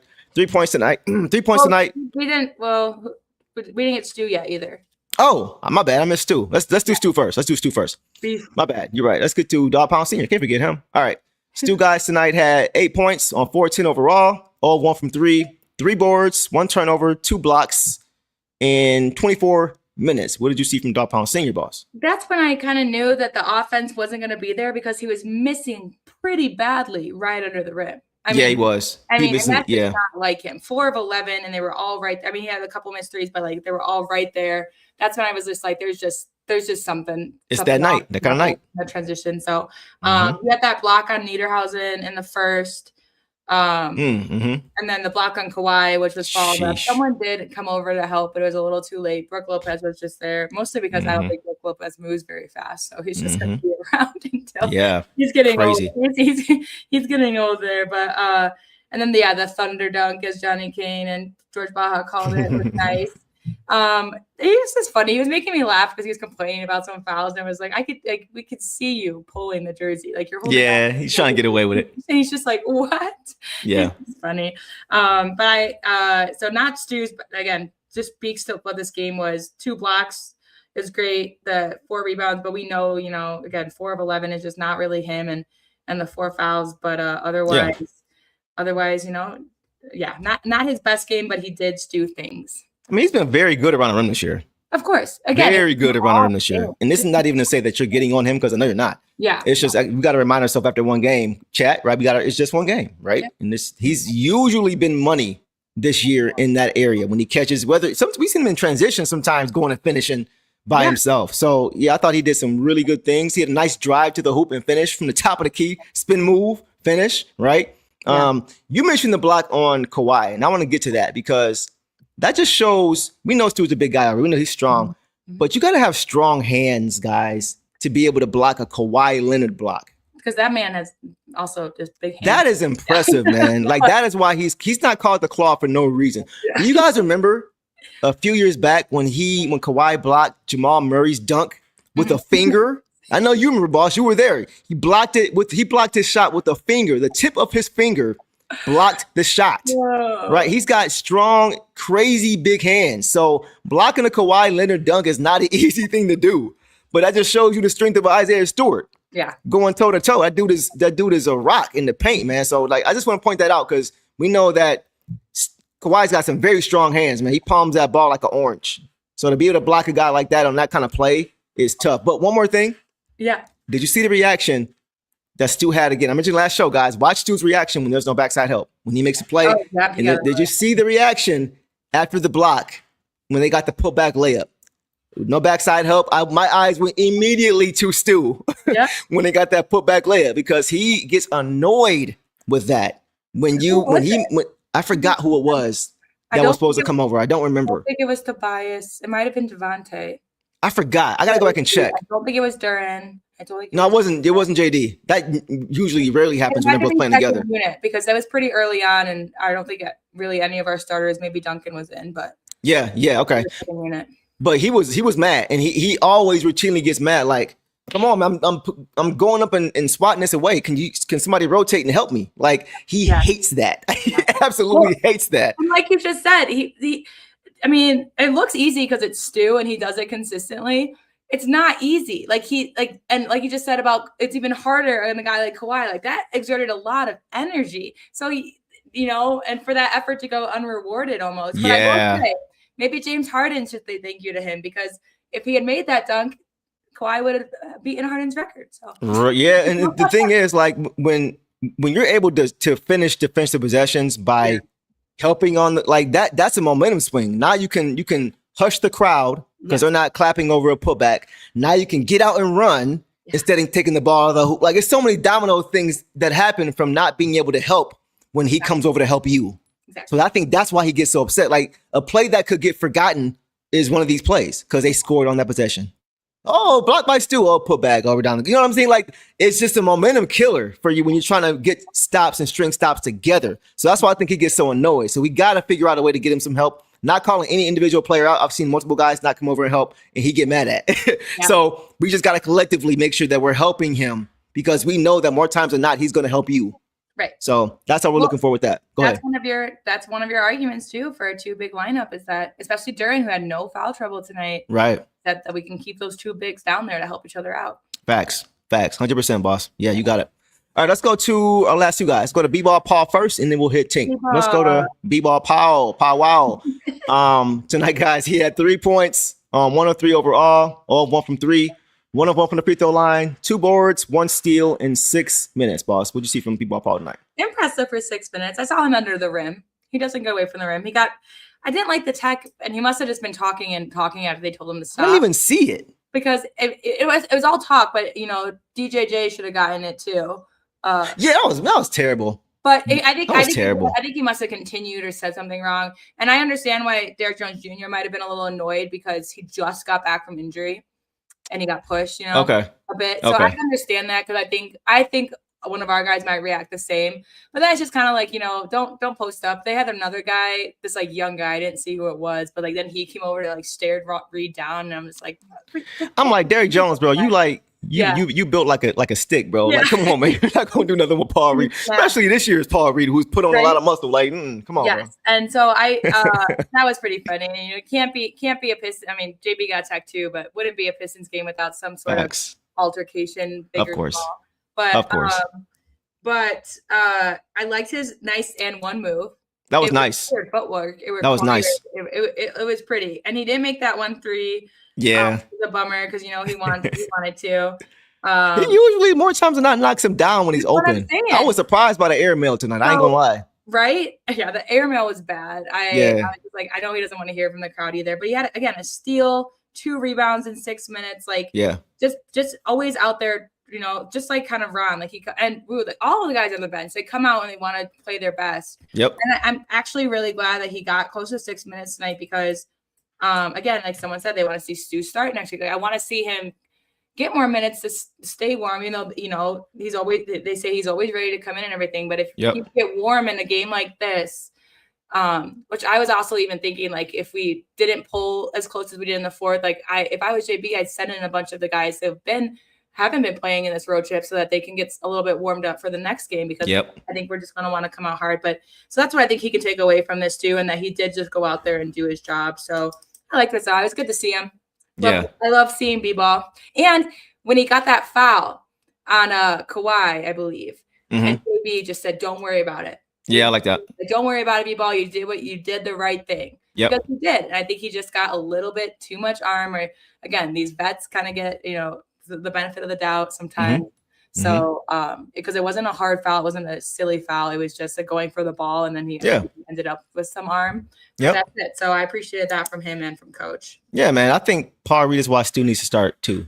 Yeah. Like it's hard for me to watch him get 6 minutes a game. He usually comes in and makes the most of every second he's out there. Right. More times than not, he's impacting in a positive way. So I think once again, if you start Stu with JD, it just fixes so many problems. The foul trouble, the finishing possessions, getting B-ball Paul involved, getting to your identity of running and playing deep. Like, I just think that would help a lot. And I think he would be one of the benefactors as well as winning that lineup for the reasons that we already mentioned. Not going to be a dead horse, but would have liked to see more Paul Reed. But once again, I thought he was solid in the minutes that he played. So we'll leave it there. And we will go, boss, to Dennis Jenkins, who played a whopping 2 minutes. He didn't score. He missed his only shot. Turnover. I can't even really evaluate that. Just a turnover is all he put up. yeah. And it's hard to come in cold in the second half. Back-to-back games, we haven't played at all in the first half. And, and we've seen him multiple times when he does come in the second half without playing in the first half and make an impact. So I think he should have gotten a little bit longer to see if he could heat up. Yep, me too. I consider him one of our more reliable scorers. Yep. We just haven't seen a lot of him in order for him to be reliable. I mean, you can only put up so many shots in a certain amount of time, especially the way that, we weren't getting the offense really going tonight. So yeah, he was pulled. It was just kind of just like a dud night for him in terms of he just didn't. There's nothing I can say. It was just the minutes weren't impactful enough for him. But not worried about it. I think hopefully we just see more of him against the Lakers. It's just funny because we have been doing closer to 15, or not 15, a 10 guy rotation the past few games. We got a couple more guys in tonight. Agreed. Just if you're gonna put him in for 2 minutes and 23 seconds, and again with Paul, might as well put him in for 5, see what happens. But do you know how many more games he has with us, boss? Because you made that great point about you want to see him play when he does play. You don't want to see him just play 2 minutes because you're kind of wasting the game. Yeah, but I honestly again, Duncan he didn't play 30 minutes or anything, but it would have been nice since he wasn't hitting to see Danis at least get 6-7 minutes. Yeah. Also, can't complain too because Ivy got 30, and I'd rather Ivy start to get a little bit more warm. Oh yeah. I'd rather him have those minutes as well. I think everything else was pretty fair. I don't think that there were really minutes to take away tonight because some people, other than Reed who played 32 and Jalen who played 31, everyone else played under. And then Ivy who played 28, everyone else played under 25. Yeah, that's true. I like this comment here because I think this is something to look at, boss. Yeah. Because especially here's the biggest reason for me. Well, 2 reasons. The first reason is the fact that we only have 2 pure point guards, and he is one of the 2, along with Cade being the other. Right. Yeah. Those are your true point guards. Right. Yeah. So I think you got to have those guys play every game just to make sure that the offense is organized and being ran well while you're in the game. Right. So you can get to what you want to get to. And then also, though, boss, as we're trying to get a consistent rotation, it's hard to have that when you have guys who aren't consistently available. Yeah. And that's kind of my thing. Like Karras, it's not his fault. His body is his body, but we just know that he struggled to consistently stay healthy. He's had games here. You've mentioned he doesn't play a lot of back-to-backs. You know what I mean? Like things like that make it hard for other guys, I think, to get in a consistent rhythm when the rotation isn't consistent. Yeah. And we know that Dennis he's fresh. Like he's ready to go. So I think the fact that he is a point guard and he can consistently play night to night is why I wouldn't mind perhaps seeing that, especially with a guy like Jaden, who has a similar skill set to Karras, maybe at a higher level, in my opinion, is coming along. And yeah, there was a game a couple of weeks ago that I really thought that they had gotten it down because they played consistent minutes, and I was like, this is our first string, this is our second string, and it was like Jenkins with LeVert, because LeVert's not a point guard, but it was like with LeVert, Ivy, Stu, and I think Green, and they played really well together, and I think Ivy will switch with Duncan because I think Duncan and LeVert also play well together. They just are in different rotations at the moment. Obviously, they have they went to Michigan and stuff together. Yep, that's true. So you guys all know that I like LeVert, and I do too. Yeah, I feel you. Last time, like with Eric, like how he mentioned that like LeVert is good for us, except when we need him the most. So and that's just kind of where he's learning and everything. But as someone who still likes LeVert, I would now, just based on what we've seen these last few games, how it's consistently been like LeVert not showing up at the right moments or not when we need him to, or not fulfilling what we need him to do. Now I would start to mess with that and put in Jenkins over. This is when I would be like, okay, this is the time. We need someone else. So whether it's just still getting used to things, still just figuring out the units, all that stuff. Because again, Jenkins with LeVert is a very big possibility as well. But now, after just a few games of LeVert, just kind of playing this way, I would like to see give it to Jenkins and see if that works better. Right. And we need something that works just a little bit better. Exactly. And my thing is, like Jamoke says, I think Jenkins tries to do too much sometimes in his minutes if he's not. I mean, if you're only playing 2 minutes, 5 minutes, 6 minutes, you have a propensity to do that. He's trying to be an impactful player because he doesn't know how long he's going to be. Yeah. If he's getting consistent 15 to 20 a game, he can settle in and he can just play his game. It's hard when you're coming in the second half of games and you're being asked to help bring the team back in half of a game. That's hard to do. If you let him start the game, get into a lather, get warm, get loose, get comfortable, he's not going to press. He's going to go out there and do what he does at a higher level. And that's why I think he should get more minutes to start the game. Go ahead, boss. Yeah, because someone mentioned it earlier too. I don't know where exactly the comment is, but what he needs, right here. Thing is, Danis has to thrive in those unfair minutes is his identity. So that's he wants to come in and just show what he can do so he can stay out there. And he didn't really get the chance. He got one shot off. So I don't think that's a fair enough chance. But again, like it just wasn't rolling for anyone really on offense. So yeah. But yeah, I do think, when he comes in and has those short minutes, it's because he wants to go out and make a difference. Like they get it. He's the first, whenever they get, I just noticed that whenever there's a timeout, he's the first one off the bench to greet everybody. Oh yeah. I love his energy, man. Because he's in it. He's up on the bench. He's yelling guys. He isn't enjoying this time with us, and he wants the Pistons to succeed as well. And he just wants to play his part. And tonight he didn't have enough minutes to really do that. But when he does go out there, he's trying. He's definitely trying. And I think that's why you see it as like it could look a little messy, a little like too much. It's because he's excited to try. He's excited to help us get back into it because he's done it for the season multiple times already. It's been a little bit. Like because we relied on him a lot with our injuries and stuff. So he's had to, pull back on his minutes and his contributions a little bit, which I'm sure is a little tough.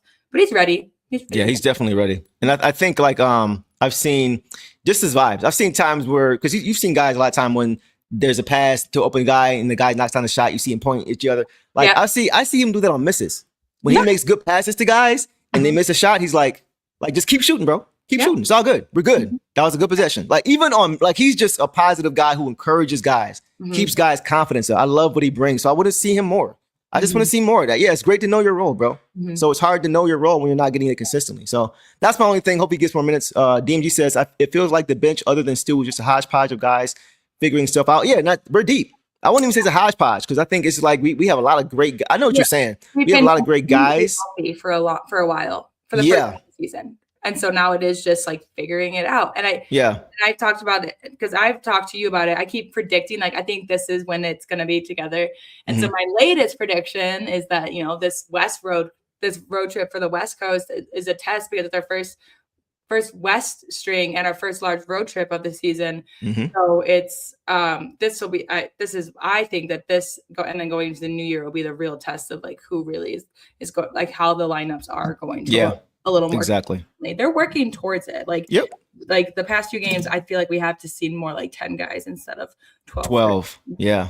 And I think he's been kind of shortening rotation a little bit. I got to give him credit for that, right? It's been a little bit tonight. A lot of guys played. But I do think the last few games, you've seen them go with like 9 guys, 10 guys, and just trying to see what they can give you in those games and give them those minutes in those games. Like, okay, this is your night. Okay, this is your night. Just to see what those guys can do with a fair shake. And you know what? Since, you know, LeVert went out with knee soreness and we had the depth, I'm predicting they sit him. I'm predicting that he doesn't play. And I think we'll see more Ivy and more Danis. I think that's a good thing. For him and for us, just so we can have some kind of consistently. And then when we need him, just so we know he's there. The fans, too, you guys have your own opinions and theories. So being able to see LeVert out and someone else in, you know, then you can see how that works and come back with feedback as well. And so it's just a little bit more exciting because that's what we talked about like early in the season where we were a little healthier. We didn't have everyone healthy. It's exciting to see who could step up and get in these rotations. Exactly. I predict especially I know it's not a back-to-back, but since it's a road trip and he went out with the soreness, I could see them just being like, hey, it's not shut down for now. Yeah, which is what they did to Duncan and earlier and everything. And I'm actually something we haven't really mentioned is I know that he came back last game, but Ron looked good for a guy that had, you know, an injury earlier. He was out, So I think he's feeling good, and maybe the second game that he was out was a little bit precautionary as well. So. I think he's going to do well over this next 10-game stretch. I just have a feeling that Ron's going to really start playing well for us or continue playing well. So we'll see. Miserable in the game that he didn't. I know. 2 games. Excited to give out. Yeah, the games. He's just excited. I just remember one of them. They like both on the bench. And angry. Look, I was like, I hope he didn't see something in the micro imaging that was wrong. I was hoping hope it ain't nothing that he saw that they told him doctors. I was like, That's what. But it was cool. Some people were thinking is like he looks sad. Because he has an injury that's taken him out, but I think he just wanted to get it. I think it was the game that we won. I think it was against the Kings. Honestly. I don't think, or either the Blazers. The Blazers, was he out the 2 games that we won? Yeah. I think so. Back the games we lost. That's not on him though. But no, because we were saying we saw right away, even though we did win those games, when he came back, he still showed why he is a big part of this team, which is how he plays. Yeah. And we missed him because we just showed how we missed him because he is just energetic, energizer bunny momentum. You just get excited. He helps keep everybody in it. So guys, the Pistons will not have to travel far to finish off their 5-game road trip. Started off well, right? Went 2-0 to start. Then we lost our last 2, you know, and now we finish it up going to Crypto Arena. And the Intuit Dome where they played the Clippers is only about 20 minutes from Crypto Arena. So they won't have to go far to travel for their last game. So the Pistons will try to go 3-2 on their road trip, right? Which after that predicted would be the record. You know what I'm saying? You know, your boy might have called 3-2 to finish, you know. But I still think that'll be a good trip. Yeah, absolutely. Right? Absolutely. I mean, it's a winning trip. And again, the West Coast is the first test. And, you know, I think that, I don't know, the last 2 games were a little tough. Hopefully it looks like we're in a little bit of a slump and teams get so yeah, I'm just curious. I think we'll be okay. And I'm excited. I'm more so excited because when we don't play the way we usually do, it feels like a letdown. Like you feel like now I gotta wait because that wasn't Detroit Pistons basketball tonight. That was just trying to get something going, and it just wasn't working out because we don't shoot that many threes. We don't miss that many threes. Yeah, we don't play that much half court offense. You know, like it just wasn't it tonight. So on to the next. On to the next. On to the next. No overreactions. I appreciate it. It feels like, you know, there was a lot at the beginning. People have kind of calmed down. Perspective is something we try to bring. We keep it a stack, but at the same time, we don't overreact. That rhyme. Don't hit the player, hit the game. Bars. Anyway, guys, we will leave it there, man. Been a great show, guys. We looking forward to the next game when the Pistons play the Lakers. Hopefully they can finish this trip off right. You got anything else, boss? Nope. Other than, did you see did you see Jose Alvarado land the punch? Oh, Mark Williams. Yeah, I saw that. Yeah, I saw that. Was crazy. That was crazy. The way he was punching up at him was insane. Like, bro, man. He's fearless, man. I like Alvarado, man. I like his fight. I like the dog that he brings for sure. And then going into Lakers, they will not have Austin Reeves. Someone brought it up earlier. Right. Will be out. Obviously they're still dangerous. Anytime you play a guy, just like anytime you play a guy like Kawhi, anytime you play a guy like LeBron, it's dangerous. Anytime you play a guy like Luka, it's dangerous. Yeah. But the good thing is that like the Clippers aren't known for defense, but the Lakers aren't stopping us like the Clippers did tonight. Like they played no defense. Right. So as long as we can, if we can get out in transition, we got it. That's the key. But we gotta get stops, man. Like that's what I was saying. That was the thing I was saying. I was worried about, boss. Is like some of these Western Conference teams, like even though they may not score a ton of points, they have a lot of offensive output that they can bring. Right. So I was kind of worried about how we're going to respond to some of these teams like a Utah or like a Clippers when they're on and they're playing efficient on both sides. It's tough. Teams are on win streaks. Like we just have to hit them when they're clicking. Right. And, they just so just shows what the West can do. So we got to make sure we do our best to try to get stops. Right. We gotta get stops. We got to get stops. And once we do that, we can dictate play and we can get out and do what we do best. So we'll see how it goes, guys. But shout out to everybody who's here. I see you, Thugway. I see you, Doug, as always. Everybody, we appreciate you guys' comments and all you guys' support, man. We really means a lot to us. So y'all know we're going to continue to ride for y'all and ride for our Pistons the way we have done because y'all ride for us. And we appreciate that. So, guys, that is a wrap for tonight's show, man. Appreciate everybody showing up and showing out as you guys always do.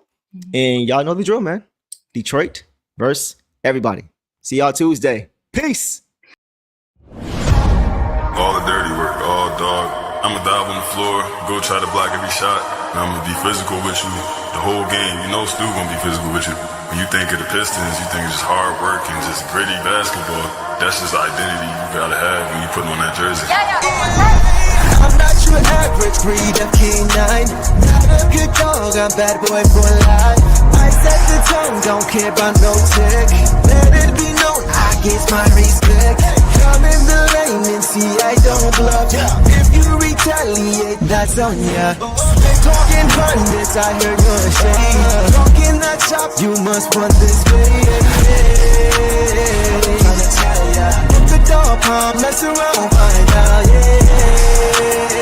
Tryna tell ya, if the dog palm, mess around, find out,